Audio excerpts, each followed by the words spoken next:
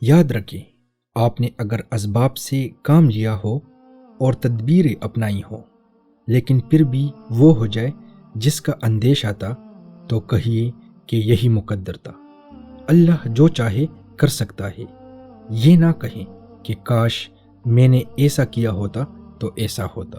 تمہیں زمین میں یا تمہارے نفسوں میں جو بھی تکلیف پہنچتی ہے وہ تمہاری پیدائش سے پہلے ہی ایک ریکارڈ میں درج کر لی گئی ہے۔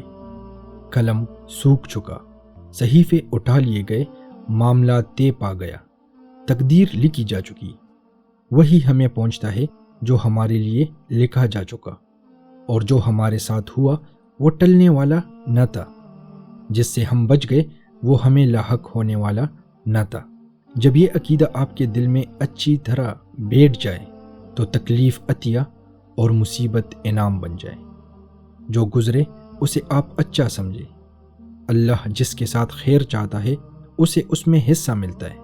اب جو بھی آپ کو تکلیف پہنچے، بیماری لاحق ہو، کوئی عزیز مر جائے، مالی نقصان ہو جائے، گھر جل جائے، تو سمجھ لے کہ اللہ نے یہی مقدر میں لکھا تھا۔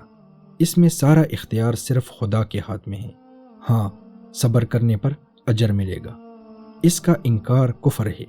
لہٰذا جو مصائب کا شکار ہیں وہ خوش ہو جائیں کہ سب کچھ خدائے برتر کے حکم سے ہو رہا ہے، جو دیتا بھی ہے، لیتا بھی، عطا بھی کرتا ہے، چھینتا بھی ہے۔ اس سے اس کے کاموں کا حساب نہیں لیا جا سکتا۔ ہاں، دوسروں سے لیا جائے گا۔ قضا و قدر پر جب تک ایمان نہ ہوگا آپ کے اعصاب کو سکون نہ ملے گا، نفسیاتی الجھن نہ جائے گی، دل کے وسوسے دور نہ ہوں گے۔ جو ہونا ہے وہ ہو کر رہے گا، لہٰذا حسرت و ندامت سے کیا فائدہ؟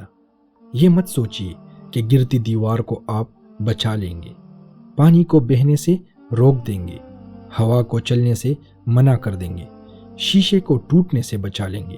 یہ نہیں ہو سکتا۔ آپ کو اور مجھے اچھا لگے یا برا، جو لکھا ہے وہ ہو کر رہے گا۔ فیصلہ الہی نافذ ہوگا۔ جو چاہے مان لے، جو چاہے نہ مانے۔ ناراضگی، افسردگی اور چیخ و پکار کے بجائے قضائے الہی کے آگے سر تسلیم خم کر دیجئے، تب آپ کو ندامت نہ ہوگی۔ آپ نے اگر اسباب سے کام لیا ہوگا، تدبیریں اپنائی ہوں گی، پھر بھی وہ ہو جائے جس کا اندیشہ تھا، تو کہیے کہ یہی مقدر تھا۔ اللہ جو چاہے کر سکتا ہے۔ مزید اس قسم کی ویڈیوز حاصل کرنے کے لیے ہمارا YouTube چینل سبسکرائب کرنا نہ بھولیے۔